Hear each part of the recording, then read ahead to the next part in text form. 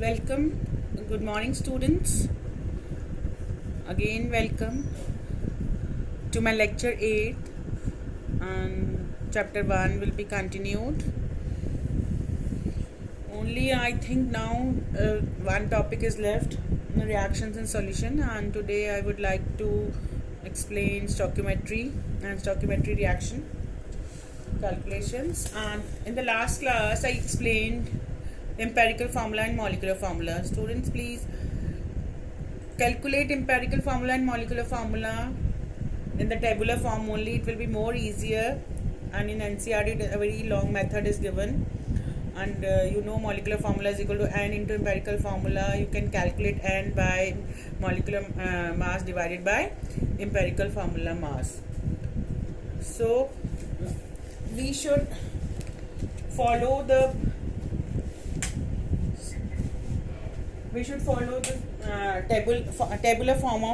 tabular form to calculate molecular formula and empirical formula.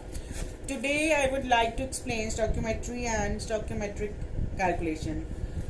So before starting this, you should know what is stoichiometry. Stoichiometry is derived from the two Greek words stoichion meaning element and metron meaning measure, and it deals with the calculations of masses of the reactants and products required in a chemical reaction. Before understanding how to calculate the amounts of reactants required or the products produced in a chemical reaction, we should study what information is available from the balanced chemical equation. So this is the equation showing combustion of methane. So this is a complete balanced chemical equation. Here methane and oxygen are called reactants, and carbon dioxide and water are known as products. And we can also say that G means, as you all know, gaseous state. All are in gaseous state, and if it is in solid or liquid, we can write S for solid, L for liquid, and aqueous for AQ for aqueous medium. Since all the reactants and products are in gaseous state, so here the physical state is given in G. Here, what do you mean? Here we can say one molecule of methane is reacting with two molecules of oxygen to give one molecule of CO2 and two molecules of water. Here two oxygen and two water means coefficient is 2, and when no number is written means coefficient is 1.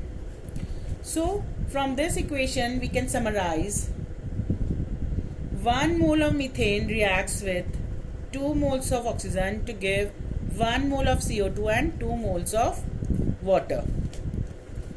And in terms of molecule, we can say that, as I already explained you, 1 molecule of methane reacts with 2 molecules of oxygen to give 1 molecule of CO2 and 2 molecules of water.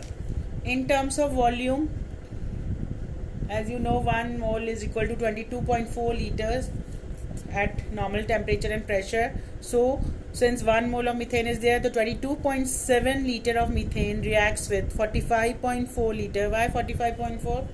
22.7 into 2 will give you 45.4 liter of oxygen to give 22.7 liter of CO2 and 45.4 liter of water.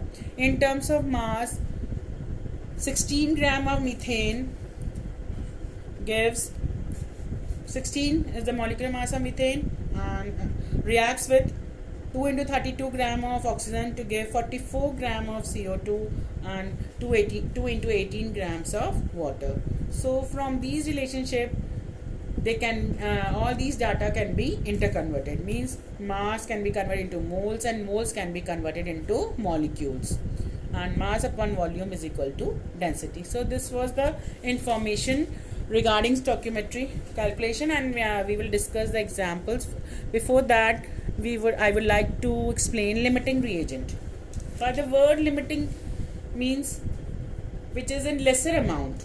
So many times reactions are carried out with the amounts of reactants that are different than the amounts as required by a balanced chemical reaction. Sometimes you carry a balanced chemical reaction is carried out, but amount of reactants required are different, which are used in a reaction are different.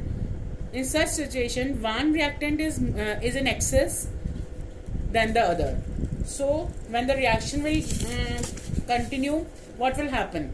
The reactant which is in lesser amount will get consumed first, and then after that no product will be formed, and that the reactant which is present in the lesser amount is known as limiting reagent, because it will get consumed and now no more other reactant will not get other reactant to carry on the further reaction, so no more reaction will be continued. So the reactant which is consumed first is known as limiting reagent. So by calculating the number of moles, you can identify limiting reagent. This topic will also be explained by the help of example. Now the next topic is reactions in solutions. This whole topic I will explain in the next video, only I am giving you the introduction. You know the concentration. There are many methods to express the concentration of a solution. What do you mean by concentration? The amount of substance present in a given volume. It is expressed in many ways. There are many ways to express the concentration of solution. Mass percent, mole fraction, molarity, molality. These all are very, very important. I will explain you in the next class. Now I would like to explain stoichiometric calculation with the help of example.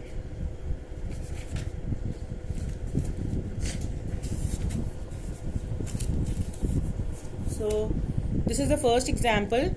Calculate the amount of water in water gaseous produced by the combustion of 16 gram of methane.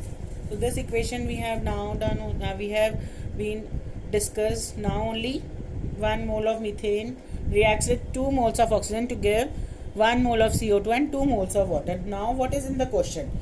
You want to they are asking to calculate the amount of water.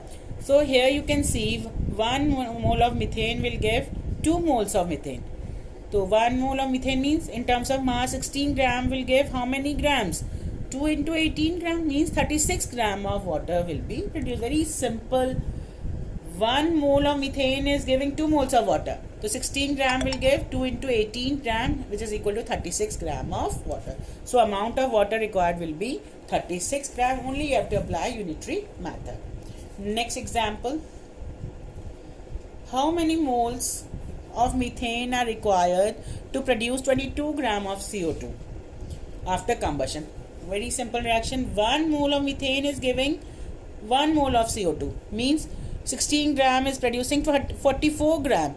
But here in the question it is written here 22 gram CO2 is produced.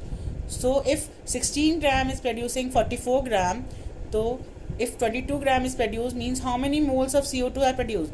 22 divided by 44 means half mole, means 0.5 mole of CO2 gas will be produced. So you can think over it and you can apply unitary method. Now these are the two examples of stoichiometric calculations. Now the next example I would like to explain is about the limiting reagent. How to identify the limiting reagent. So the question is 50 kg of nitrogen gas and 10 kg of hydrogen gas are mixed to produce ammonia gas. Calculate the amount of ammonia. Here they are asking to calculate the amount of ammonia formed. Identify the limiting reagent in the production of ammonia in this reaction. So to identify the limiting reagent, you have to first calculate the number of moles of each gas, nitrogen and hydrogen. Number of moles of nitrogen is given mass upon molar mass. Since the mass is given in kg, you have to convert into grams. The number of moles of nitrogen is equal to 50 upon 28 into 1000. Why I have multiplied with 1000? Because here the mass is given in kg. The 50 into 1000 upon 28 will give you 17.86 into 10 raised to power 2 moles of nitrogen. Then you calculate moles of hydrogen. How much weight was given? 10 kg. So again 10 into 1000 upon 2. 2 is the molar mass of hydrogen.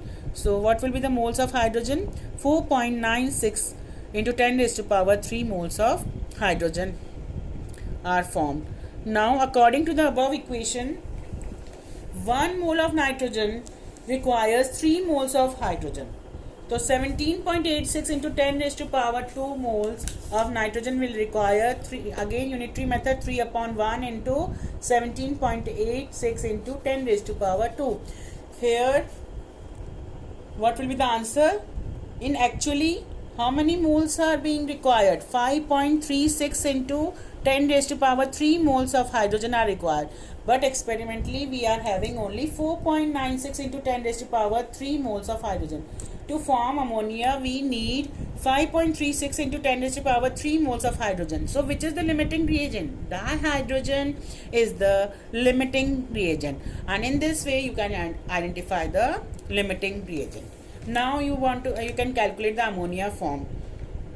Now, since 3 moles of hydrogen gives 2 moles of ammonia, the 4.96 into 10 raised to power 3 moles of hydrogen will give 2 upon 3 into 4.96 into 10 raised to power 3, which is equal to 3.3 into 10 raised to power 3 moles of ammonia. And so, both the answers are solved. Hydrogen is the limiting reagent, and an amount of ammonia form will be 3.3 into 10 raised to power 3 moles of ammonia. Thank you. 2 topics I have explained. Now only 1 topic is left. I think 2 more videos will be there. So thank you, and do the assignment accordingly.